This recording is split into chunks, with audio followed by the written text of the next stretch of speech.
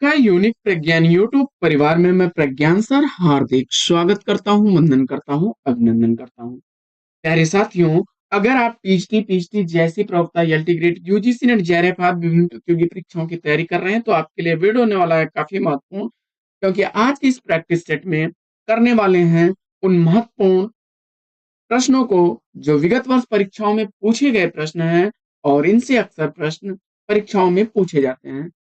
तो इन प्रश्नों का अध्ययन प्रारंभ करें इससे पूर्व अगर वीडियो को पहली बार देख रहे हैं तो वह चैनल पर नए हैं तो कृपया चैनल को सब्सक्राइब, वीडियो को लाइक और शेयर करना बिल्कुल ना भूलें। बिना समय गंवाए प्रारंभ करते हैं का पहला प्रश्न। पहला प्रश्न आपके स्क्रीन पर, छायावादी काव्य में भारतीय परंपरा के जीवन तत्वों का समावेश हुआ है, यह कथन किस विद्वान का है? इसका आपको जवाब बताना है। कथनों पर आधारित यह प्रैक्टिस सेट आपके लिए इंपॉर्टेंट होने वाला है साथियों, तो फटाफट उत्तर चयनित कर लीजिए और चार ऑप्शन में से विकल्प आपने सेलेक्ट कर लिया किसको? सी को, डॉक्टर नगेंद्र। तो राइट आंसर है। आप लोगों के साथियों कमेंट्स आ रहे थे कि सर जो प्रमुख कथनों पर आधारित पाठचर्या होती है उसमें ऑप्शन भी दिए जाएं, तो उस उद्देश्य को हम लोगों ने यहाँ पर अब तक प्रस्तुत करने का प्रयास किया है कि चार ऑप्शन के साथ आपको प्रश्न दिए जाएं और इन प्रश्नों को आप हल कर सकें। कमेंट बॉक्स में जरूर बताइएगा कि प्रश्नोत्तर शैली में आपको प्रश्नों को करने में आनंद था अथवा विकल्प के साथ। कमेंट्स करके हमें जरूर बताइएगा, जिससे कि आगे की पाठचर्या को हम लोग नियमित कर सकें उसी वे में।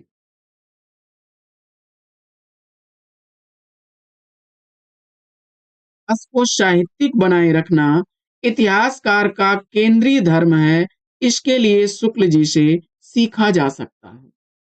साहित्य के इतिहास को साहित्यिक बनाए रखना इतिहासकार का केंद्रीय धर्म है, इसके लिए शुक्ल जी से सीखा जा सकता है। यह कथन किस विद्वान का है? इसका आपको जवाब बताना है और इस प्रश्न का सही उत्तर आपने अगर चयनित कर लिया है इसको,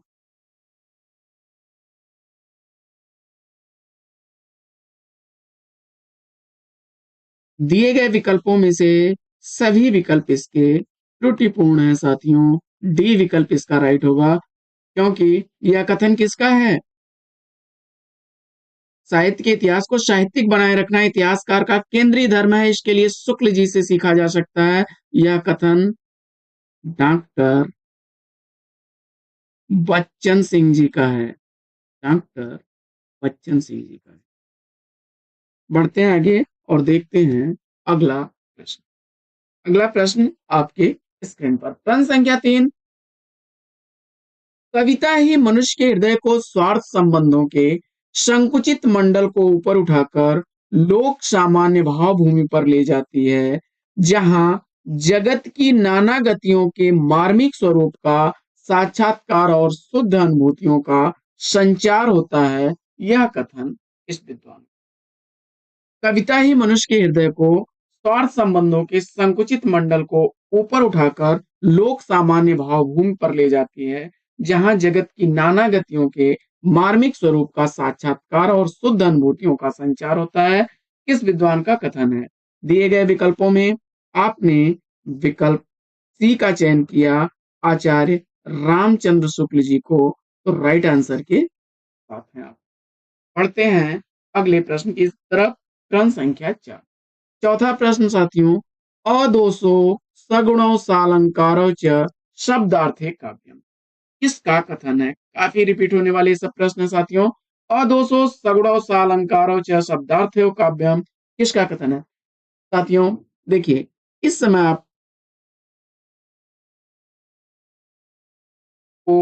सभी प्रश्नों को अधिक से अधिक रिवाइज कर लेना है, क्योंकि जब समय आपके पास नजदीक होता है एग्जाम का, तो जो प्रश्न आपने पहले से पढ़ रखे हैं, जिन प्रश्नों का जवाब आप जानते हैं, उनका रिवीजन अगर आप करते रहेंगे और उन प्रश्नों को हल करने में आप गलती नहीं करेंगे, तो विश्वास है मुझे कि आप विजयी होंगे। तो आप सभी प्रश्नों को बार बार रिवाइज करिए, बार बार प्रैक्टिस मारिए और अध्ययन भी अपना जारी रखिए। अदोषो सगुणो सालंकारो च शब्दार्थे काव्यम, यह कथन किस विद्वान का है? उत्तर में आपने आचार्य हेमचंद्र को चुना, तो सी विकल्प के साथ राइट आंसर के साथ हैं। बढ़ते हैं आगे और देखते हैं अगला अगला प्रश्न है कि काव्य संसार के प्रति कवि की भाव प्रधान मानसिक प्रतिक्रियाओं की कल्पना की ढांचे में ढली हुई श्रेय की प्रेम रूपा प्रभावोत्पादक अभिव्यक्ति है। यह कथन किस विद्वान का है?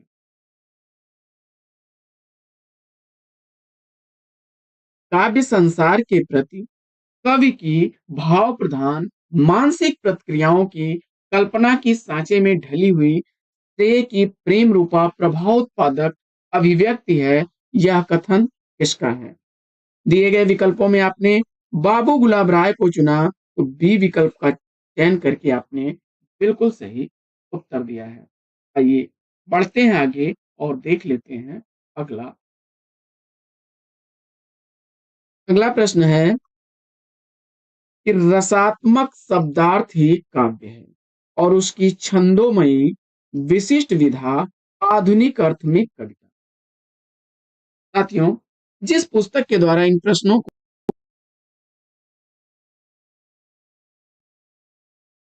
अगर उस पुस्तक को आप परचेज करना चाहते हैं, पुस्तक का पीडीएफ प्राप्त करने के लिए आप हमें पीडीएफ 99 लिखेंगे और पीडीएफ 99 लिख करके सेंड कर दीजिए मोबाइल नंबर 9415 94 0501 पर। व्हाट्सएप करना है आपको और ध्यान दीजिए केवल इस नंबर पर आप लोग व्हाट्सएप ही किया करिए, आपको फीडबैक जरूर मिलेगा। इसके लिए आपको एक शुल्क देना होगा 99 रुपए का, जबकि अगर इसका प्रिंटेड नोट्स लेना चाहते हैं, इसके लिए आपको टाइप करना होगा HINDI हिंदी 2024। इसके लिए आपको एक 259 रुपए की सहयोग धनराशि देनी होगी और व्हाट्सएप करना होगा 9415 94 0501 पर। पढ़ते हैं हम लोग पुनः पाठचर्या में। अगर आप इच्छुक हैं प्रयोग कर सकते हैं अथवा वीडियो के डिस्क्रिप्शन में दिए गए लिंक का प्रयोग करके पीडीएफ अथवा प्रिंटेड नोट्स ले सकते हैं। तो रसात्मक शब्दार्थी काव्य और उसकी छंदोमयी विशिष्ट विधा आधुनिक अर्थ में कविता है। यह कथन किस विद्वान का है? जवाब में आपने डॉक्टर नगेंद्र को चुन लिया है सी विकल्प के साथ। सातवां प्रश्न है कि मनुष्य की श्रेष्ठ साधनाएं ही संस्कृति हैं। मनुष्य की श्रेष्ठ साधनाएं ही संस्कृति हैं। यह कथन किस विद्वान? उत्तर में आपने आचार्य हजारी प्रसाद द्विवेदी जी को चुना, विकल्प ए के साथ बिल्कुल राइट आंसर के। पढ़ते हैं आगे और देखते हैं अगला प्रश्न संख्या 8। आठवां प्रश्न है कि करुणा दुखात्मक वर्ग में आने वाला विकार है। करुणा दुखात्मक वर्ग में आने वाला विकार है।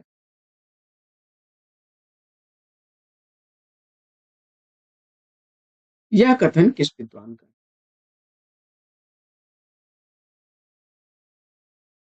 जवाब में आपने आचार्य रामचंद्र शुक्ल को चुना, तो विकल्प सी के साथ बिल्कुल राइट आंसर के साथ। आगे बढ़ते हैं और देखते हैं अगला अगला कथन है कि वस्तुतः विन्यास की दृष्टि से कामायनी को दुखांत रचना मान लेने में कोई आपत्ति नहीं है। वस्तुतः विन्यास की दृष्टि से कामायनी को दुखांत रचना मान लेने में कोई आपत्ति नहीं है। इस विद्वान का यह कथन है। जवाब में आपने नंद दुलारे वाजपेयी जी को चुना, तो विकल्प बी के साथ आप सही जवाब। बढ़ते हैं आगे और देखते हैं अगला प्रश्न है। प्रश्न काफी रिपीट होने वाला प्रश्न है साथियों। रचना यदि जीवन के अर्थ का विस्तार करती है, तो आलोचना रचना के अर्थ का बहुत बार रिपीट हुआ है प्रश्न यह। हम लोगों ने अपनी पाठ्यचर्या में भी कई बार रिपीट किया है। रचना यदि जीवन के अर्थ का विस्तार करती है, तो आलोचना रचना के अर्थ का कमेंट्स करिए जवाब क्या बनेगा। और इस प्रश्न का जवाब आपने स्वरूप चतुर्वेदी विकल्प ए को चुना। राइट आंसर के विकल्प ए इस प्रश्न का। अगला प्रश्न अगला प्रश्न है कि पूर्ववर्ती व्यक्तिवादी इतिहास प्रणाली के स्थान पर सामाजिक अथवा जातीय ऐतिहासिक प्रणाली को आरंभ करने वाली यह हिंदी की पहली पुस्तक। यह कथन इस विद्वान। ध्यान से उत्तर दीजिएगा इस प्रश्न का। पूर्ववर्ती व्यक्तिवादी इतिहास प्रणाली के स्थान पर सामाजिक अथवा जातीय ऐतिहासिक प्रणाली को आरंभ करने वाली यह पहली हिंदी पुस्तक है, इस विद्वान का कथन है। जवाब में आपने किसको चुन लिया?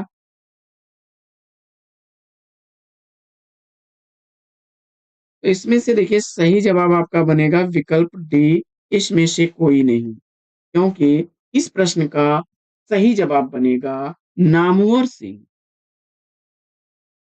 नामवर सिंह की है। आगे बढ़ते हैं और देखते हैं अगला। अगला प्रश्न है कि काल एक अखंड प्रवाह होता है और युग कालखंडों की पहचान। काल एक अखंड प्रवाह होता है और युग कालखंडों की पहचान किस विद्वान का कथन? फटाफट उत्तर चयनित करिए और इस प्रश्न का जवाब चुन लिया आपने क्या? विकल्प डी को बच्चन सिंह राइट आंसर के साथ में। आगे बढ़ते हैं और देखते हैं अगला प्रश्न। अगला प्रश्न है कि आधुनिक काल कालवाचक होने के साथ प्रवृत्तिवाचक भी है। आधुनिक काल कालवाचक होने के साथ साथ प्रवृत्तिवाचक भी है, इस विद्वान का। दिए गए विकल्पों में सही विकल्प के रूप में आपने किसको चुना है? विकल्प बी के साथ आप गए बच्चन सिंह, तो राइट आंसर है आपका। अगला प्रश्न अगला प्रश्न है कि संसार का सारा कारोबार बच्चों को खिलाने पिलाने सुलाने आदि के लिए हो रहा है और इस महत्वपूर्ण कर्तव्य को भूल न देने का काम मां नामधारी जीवों को सौंपा गया है, इसका कथन है। फटाफट उत्तर। पाठचर्या में कई बार रिपीट किया है। सही जवाब आपका बना विकल्प बी महादेवी वर्मा। महादेवी वर्मा इसका राइट आंसर है। आगे बढ़ते हैं और देखते हैं अगला। अगला प्रश्न है कि रसात्मक शब्दार्थ ही महाकाव्य और उसकी छंदोमयी विशिष्ट विधा आधुनिक अर्थ में कविता, इस विद्वान का कथन। रसात्मक शब्दार्थ ही महाकाव्य और उसकी छंदोमयी विशिष्ट विधा आधुनिक अर्थ में कविता, इस विद्वान का कथन है। और इस प्रश्न का जवाब आपने सेलेक्ट कर लिया विकल्प सी डॉक्टर नगेंद्र को राइट आंसर के साथ। बढ़ते हैं आगे और देखते हैं अगला प्रश्न। 16वां प्रश्न है कि चित्रकार अथवा किसी अन्य कलाकार की ही तरह कवि भी अनुकरता है। आंसर बताइए। चित्रकार अथवा किसी अन्य कलाकार की ही तरह कवि भी अनुकरता है, किस विद्वान का कथन है? दिए गए विकल्पों में आपने सेलेक्ट किया किसको? अरस्तु को। सी विकल्प के साथ बिल्कुल सही जवाब पर है। अगला प्रश्न है कल्पना मानव मस्तिष्क की बिंब विधायनी शक्ति है, इस विद्वान का कथन है। पाश्चात्य विद्वान है ये। तो सी और डी दो विकल्प तो नहीं होंगे, बचे आपके अरस्तु और कालरीज। इसमें से आपको एक उत्तर चयनित करना है और 50-50 में आपने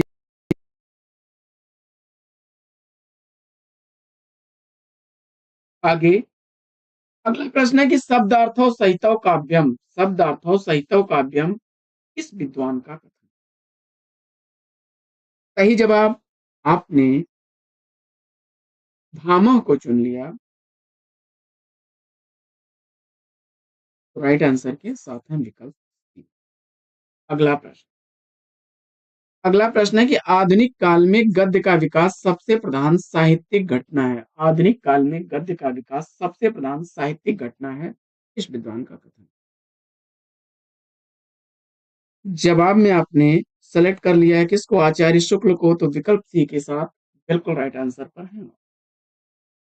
अगला प्रश्न है 20वां प्रश्न कि केदार छायावादोत्तर कविता के सुमित्रानंदन पंत हैं। केदार छायावादोत्तर कविता के सुमित्रानंदन पंत हैं, किस विद्वान का कथन है? जवाब में आपने डॉक्टर बच्चन सिंह विकल्प बी को चुना, राइट आंसर। आगे बढ़ते हैं और देखते हैं प्रश्न संख्या 21 को। 21वां प्रश्न है कि हिंदी साहित्य में शुक्ल जी का वही महत्व है जो उपन्यासकार प्रेमचंद्र या कवि निराला का है, किसका कथन है? सही जवाब आपने सेलेक्ट कर लिया विकल्प ए, रामविलास शर्मा को, राइट आंसर है। अगला प्रश्न कि यदि द्विवेदी जी न उठ खड़े होते तो जैसी अव्यवस्थित व्याकरण विरुद्ध और उटपटांग भाषा चारों ओर दिखाई पड़ी थी उसकी परंपरा जल्दी न रुकती, किस विद्वान का कथन? 22वें प्रश्न का सही जवाब आपने किसको चुन लिया? आचार्य रामचंद्र शुक्ल जी को, तो विकल्प सी के साथ बिल्कुल सही जवाब। अगला प्रश्न प्रश्न संख्या 23 है कि सौंदर्य कोई निरपेक्ष वस्तु नहीं है, उसका निर्माण भी तो कलाकार अपनी भावनाओं और धारणाओं के आधार पर होता है।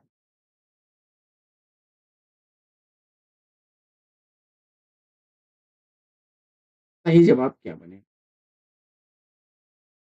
देखिए, इसमें से सभी विकल्प आपके गलत हैं, यानी कि विकल्प कि इसमें से कोई नहीं सही जवाब बनेगा, क्योंकि यह डॉक्टर नगेंद्र का कथन।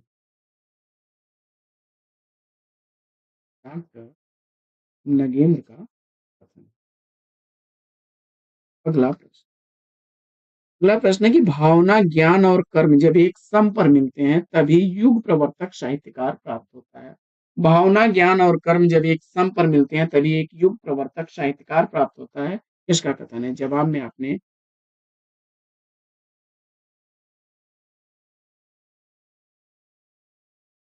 देखिए प्रसाद निराला पंत, तीनों विकल्प इसके गलत हो जाएंगे। इसमें से कोई नहीं, विकल्प बी सही जवाब होगा, क्योंकि यह महादेवी वर्मा जी का कथन है। महादेवी वर्मा जी का।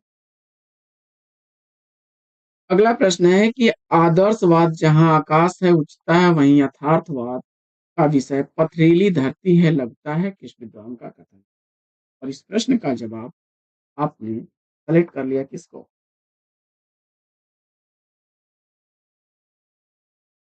देखिए वर्मा वर्मा वर्मा से कंफ्यूज होकर के किसी वर्मा पर आप उत्तर मत लगा दीजिएगा, क्योंकि इसमें से कोई भी विकल्प सही नहीं है। इसका सही जवाब क्या है? इसका सही जवाब बनेगा जयशंकर प्रसाद। जयशंकर प्रसाद। यहाँ पर सारे विकल्प गलत हैं, ठीक है। यह जयशंकर प्रसाद का कथन है, कई बार रिपीट होने वाला प्रश्न है यह। जयशंकर प्रसाद।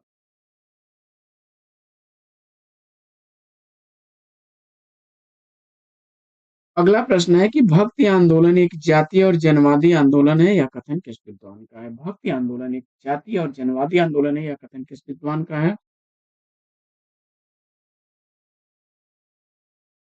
Right answer. साथियों, वीडियो से संबंधित पीडीएफ प्राप्त करने के लिए आप हमारा टेलीग्राम चैनल यूनिक प्रज्ञान, UNIQUE PRAQYU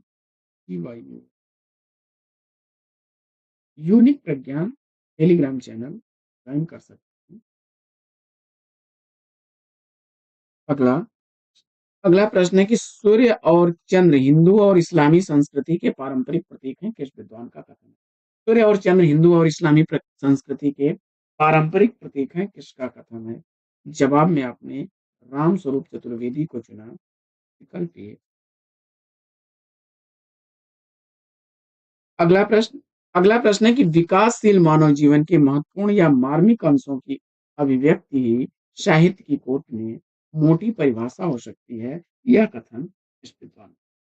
और दिए गए विकल्पों में आपने सही विकल्प के रूप में नंद दुलारे वाजपेयी जी को चुना, विकल्प बी के साथ राइट आंसर।